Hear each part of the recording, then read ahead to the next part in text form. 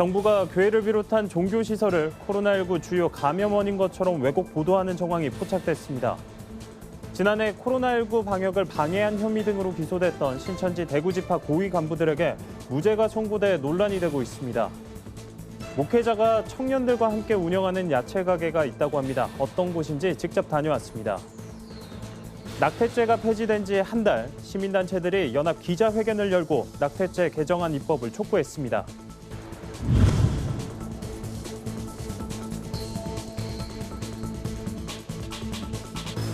여러분 안녕하십니까? 굿TV 뉴스입니다. 최근 정부의 발표를 보면 코로나19 감염이 주로 교회를 비롯한 종교시설을 통해 이뤄진 것 같은데요.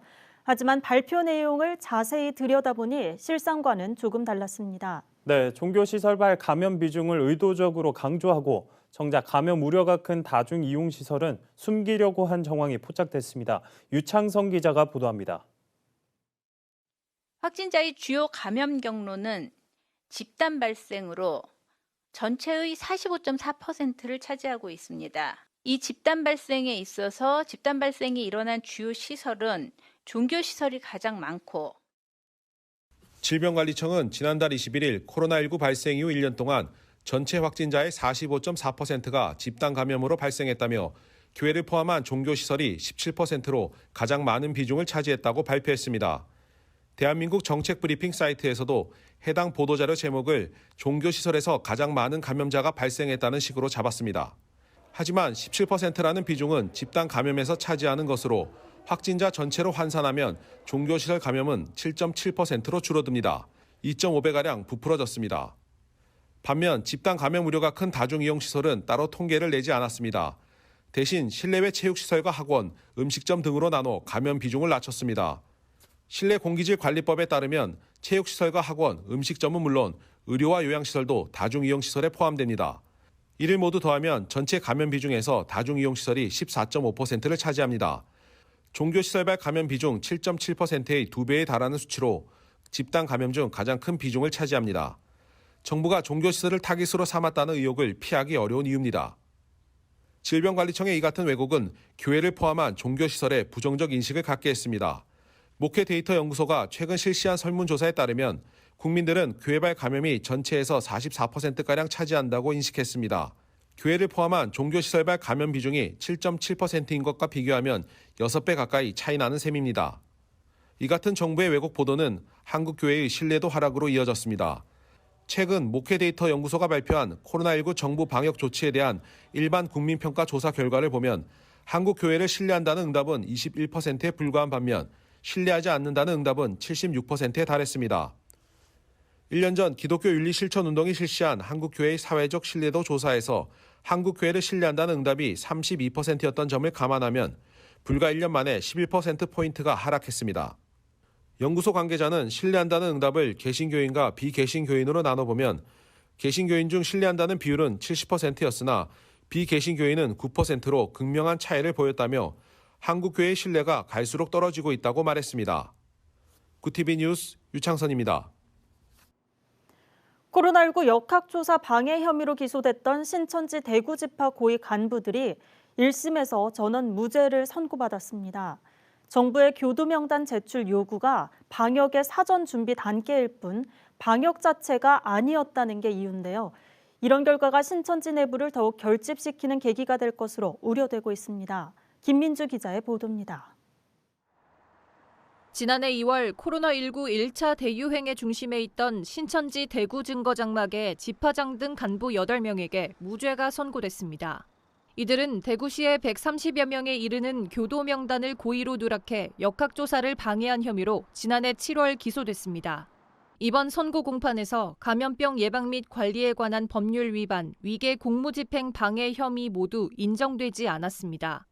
대구지방법원 형사 11부는 대구시가 신천지에 대구교도 전체 명단을 제출하라고 요구한 건 방역의 사전 준비 단계로 봐야 한다며 감염병 예방법상 역학조사에 해당하지 않는다고 판단했습니다.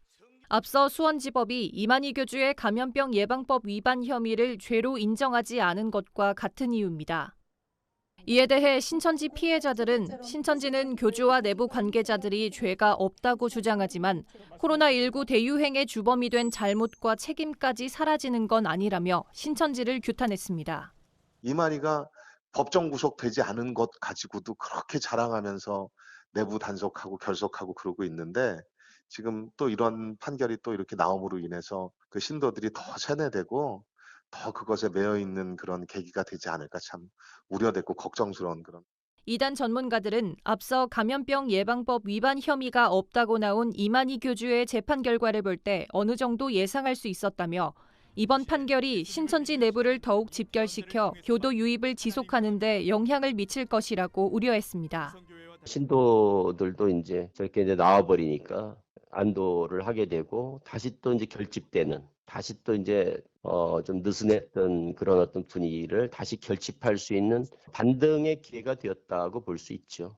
한편 신천지 피해자연대는 교도들을 속이고 56억 횡령을 저지른 이만희 교주를 추가 고발했다며 교주의 거짓이 드러나고 피해를 입은 시민과 피해자들이 보상을 받을 수 있길 바란다고 말했습니다. 구티비 뉴스 김민주입니다. 사장님이 목회자라면 어떨까요? 한 목회자가 방황하던 청년들과 함께 야채 가게를 운영한다고 합니다. 1년 만에 3호점이 문을 열었다고 하는데 이정은 기자가 다녀왔습니다. 서울 독산동의 한 야채 가게. 강력한 한파에도 손님들의 발길이 끊이지 않습니다. 분주해진 직원들 사이로 손님 맞이 한창인 이 남성은 야채 가게 사장처럼 보이지만 사실 교회 목회자입니다. 생계를 위해 시작한 일이 어느새 방황하는 청년들에게 터전을 제공하는 사역으로 확장됐습니다. 그러니까 저는 이 일과 제가 목표하는 일을 구분지어서 생각하지 않습니다. 여기에서 지금 여기 청년들과 함께 일하는 시간들도 저에겐 예배고 저에겐 거룩한 시간이고 하나님께 드려지는 시간이라고 생각을 합니다. 야채 가게를 함께 운영하는 고형석 씨는 6년 전 우연히 만난 김동은 전도사를 통해 신앙을 갖게 됐습니다. 고 씨는 현재 김 전도사와 함께 야채 가게를 일구는 든든한 동역자입니다. 우리 형제 자매들이랑 같이 이 사람들의 삶도 어떻게 책임져 주고 있고 같이 뭐 기도도 하고 솔직히 말씀도 나누고 하다 보니까 여기 좀 이렇게 되게 몸이 힘든 일인데도 불구하고 굉장히 다들 조금 활기차고 재밌고. 청년들과 함께하는 이 야채 가게는 지난해를 시작으로 1년 만에 3호점까지 확장됐습니다. 김 전도사는 청년들이 각 지점을 맡아 독립적으로 운영할 수 있도록 자립 기반을 마련해주고 있습니다. 교회 밖에선 좋은 형으로도 불리는 김 전도사. 진로나 일자리 문제로 좌절하는 청년들에겐 먼저 손 내밀고 다가와준 고마운 형이자 목회자입니다. 이제 제가 원래는 이제 가게를 하다가 코로나 때문에 이제 좀 침체되고 폐업을 했어요. 폐업을 하고 이제 뭘 할까 하다가 갑자기 연락이 와가지고 고마운 형이죠. 그러니까 따뜻한 사람이고 사람도 잘 챙겨주고 그래서 더 따라오고 싶었던 것 같아요. 삶과 신앙이 분리되지 않고 삶 속으로 들어가 소외된 이들의 진정한 이웃이 되어주는 것. 김동은 전도사가 꿈꾸는 목회입니다. 구티비 뉴스 이정은입니다. 행동하는 프로라이프를 비롯한 시민단체들이 연합 기자회견을 열고 낙태죄 개정안 입법을 촉구하는 성명서를 발표했습니다. 성명서에는 지난해 4월 헌법재판소의 헌법 불합치 결정 이후 입법 공백 상태인 낙태죄에 대한 논의를 요구하는 내용이 담겼습니다. 행동하는 프로라이프는 세월호 사건과 정인이 사건에는 그토록 분노하고 가슴 아파하면서 무죄하고 순결한 생명들에 대한 학대나 살인에 관대한 것은 모순이라며 국회가 생명보호에 대한 책임을 다해야 한다고 강조했습니다. 이날 기자회견에는 낙태죄 개정안을 발의한 국민의힘 조혜진 의원과 보건복지위원회 서정숙 의원, 차세대 바로세우기 학부모 연합, 전국 입양가족 연대 등이 참석해 힘을 실었습니다. 조 의원과 서 의원은 여성의 건강권과 태아의 생명을 존중하는 법을 2월 국회에서 통과시키도록 최선을 다하겠다고 약속했습니다. 오늘의 이슈 포커스입니다. 정부가 범부처 합동으로 코로나19 백신 유통을 위한 모의 훈련을 실시했습니다. 훈련은 실제 상황을 가정하고 인천공항에 백신이 도착하는 상황부터 경기도 평택 냉동창고를 거쳐 서울 국립중앙의료원 접종센터까지 운송하는 단계로 진행됐습니다. 정부는 화이자와 모더나 등 냉동 보관과 유통에 필요한 백신의 이동 과정을 모니터링하고 이들을 접종할 예방접종센터를 오는 7월까지 전국에 250곳 설치할 예정입니다. 최근 집값이 가파르게 오르면서 전국 상위 20% 주택 가격이 처음으로 평균 10억 원을 돌파했습니다. KB국민은행의 월간 주택가격 동향 시계열 통계를 보면 지난달 전국 5분위, 즉 상위 20% 주택가격은 평균 10억 2천여만 원으로 해당 통계를 내기 시작한 2008년 12월 이후 최고를 기록했습니다. 전국 상위 20% 주택값은 1년 전과 비교하면 28.6%, 2억 2천여만 원 올랐고 2년 전보다는 37.8%, 2억 8천여만 원 상승했습니다. 정세균 국무총리는 코로나19 확산 방지를 위해 설 연휴 기간 사회적 거리두기 참여를 간곡히 당부했습니다. 정 총리는 3일 중앙재난안전대책본부 회의에서 최대 명절인 설날이 일주일 앞으로 다가왔지만 불안정한 코로나19 상황에 긴장을 늦출 수 없는 한 주라며 지금의 위기를 잘 넘길 수 있도록 이번 설 연휴만큼은 국민 모두 방역에 적극 동참해 주기를 간곡히 요청드린다고 말했습니다. 지난해 코로나19로 경기가 위축되자 국내 500대 기업의 신규 취업자 수도 감소한 것으로 나타났습니다. 기업평가 사이트 CEO 스코어가 국내 497개 기업의 국민연금 가입자 현황을 조사한 결과 지난해 신규 취득자는 26만 4,901명, 가입 자격 상실자는 27만 803명으로 집계됐습니다. 국민연금 자격 취득은 취업을, 상실은 퇴사를 의미하는데 지난해 상실자 수가 취득자 수보다 많은 것은 순 고용 인원이 5,902명 감소한 것으로 풀이됩니다. 굿TV 뉴스 박재현입니다. 굿TV 월드와이드입니다. 이란 정부가 약 한 달 전부터 억류 중인 한국 캐미오 선원 대부분을 석방합니다. 선박에 타고 있던 선원은 한국인 선장 등 우리 국민 5명과 외국인 선원 15명을 포함한 20명입니다. 이 가운데 선박 관리를 위해 한국인 선장 1명을 남겨두고 나머지 19명은 모두 즉각 석방하겠다는 입장입니다. 앞서 이란 혁명 수비대는 지난달 4일 호르무즈 해협의 오만 인근 해역에서 한국 국적 선박 한국 캐미를 납포했습니다.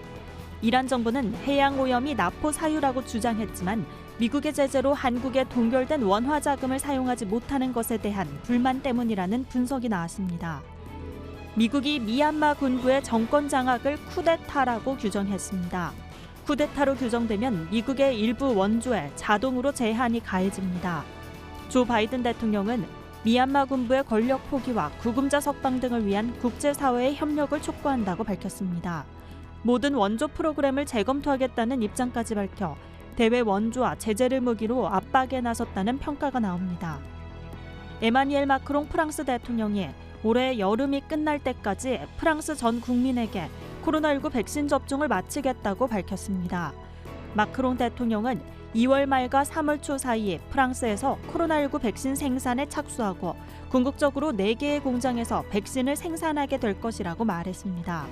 러시아의 스푸트니크 V 백신 사용에 대해서는 접종 승인을 위해서는 유럽 각국이 자체 조사를 벌여 결과에 따라 결정해야 한다고 설명했습니다. 브라질 보건당국이 심각한 병상 부족 사태를 겪고 있습니다. 이에 아마존 지역 코로나19 환자들을 다른 지역으로 옮기고 있습니다. 브라질 보건부는 지금까지 북부 아마조나스주의 코로나19 환자 424명을 다른 지역으로 옮겨 치료하고 있다고 밝혔습니다. 앞서 보건부는 아마조나스주에서 1,500여 명의 환자를 다른 지역으로 옮길 예정이라고 밝혔습니다. 이에 따라 환자 이송은 당분간 계속될 것으로 보입니다. 굿TV 뉴스 한혜인입니다.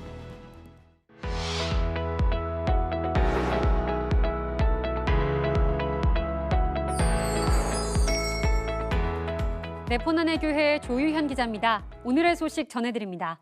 내가 보지 못했던 그 삶에 하나님이 어떻게 붙잡아 주셨을지 그 삶이 보이면서 예수님도 한 사람을 찾아가셨을 때 참 그 영혼의 삶이 보이셨겠구나. 김성경 전도사가 25년간 목회해온 아버지 김순성 목사를 위해 설교한 소감입니다. 아버지의 삶에 조금이나마 하나님의 위로가 전해지면 좋겠다고 고백하며 담담하게 설교를 이어가는 아들의 김 목사는 하염없이 눈물을 흘립니다. 고마움과 미안함을 고백하는 김 목사의 말에 김 전도사도 눈물을 터뜨려 보는 이들의 마음을 울렸습니다. 이 영상은 교회 친구 다무여가 최근 새롭게 오픈한 유튜브 채널 원소울 스튜디오의 첫 번째 영상입니다. 매주 월요일 업로드되는 원소울 스튜디오는 단 한 사람을 위한 콘텐츠로 설교자가 한 사람에게만 맞춰 말씀을 전하고 듣는 이들의 반응을 보여줍니다. 이번 프로젝트의 메신저인 김성경 전도사는 두 번째 영상에서도 꿈을 향해 달려가는 청년에게 하나님의 위로의 메시지를 전해 장례를 눈물바다로 만들었다는 후문입니다. 채널을 기획한 교회 친구 다모여의 은희승 대표는 하나님께서 원소울 스튜디오를 통해 한 사람 한 사람에게 필요한 위로를 주시기를 원한다고 전했습니다. 코로나 시대 가족의 따뜻함을 느끼게 해주는 유튜브 채널이 감동을 주고 있습니다. 현재 13만 구독자를 보유하고 있는 국내 유일 소아조로증 환자 홍원기 군의 욘니와 치에입니다. 채널명 욘니와 치에는 홍군과 동생 수혜 양의 어릴 적 애칭인데요. 채널에서는 홍군과 가족들의 먹방부터 피아노 연주회까지 다양한 콘텐츠를 볼 수 있습니다. 구독자들은 댓글을 통해 보기만 해도 흐뭇해 보이는 가족이다. 또 아버님이 원기를 바라보는 눈빛에서 사랑이 듬뿍 느껴진다 등의 반응을 보이고 있습니다. 홍군은 5살 되던 해 소아조로증 진단을 받았습니다. 소아조로증은 2,500만 명 중 1명이 걸리는 희귀병인데요. 어린 나이에 급격한 노화 현상을 보이는 질환으로 홍군은 현재 키 120cm에 몸무게 17kg의 가냘픈 체구를 지니고 있습니다. 홍군의 아버지 홍성원 목사는 원기의 삶은 하루하루가 기적이라며 건강하게 우리 옆에 오래 있을 수 있도록 기도해달라고 부탁했습니다. 네, 오늘의 소식은 여기까지입니다. 시청자 여러분의 다양한 소식들 계속해서 구TV에 전해주세요. 이상 네포난의 교회였습니다. 글로벌 선교 방송단과 함께하는 교계 소식을 오현근 기자가 보도합니다. 코로나19로 비대면 예배 시대를 맞이한 가운데 여의도 순복음교회가 올해 구상을 밝혔습니다. 이영훈 담임 목사는 2일 기자간담회를 통해 모이는 교회에서 흩어지는 교회로 전환해 지역을 섬겨야 한다며 향후 여의도 순복음교회도 100개 이상의 지역교회로 분리하는 것을 검토 중이라고 말했습니다.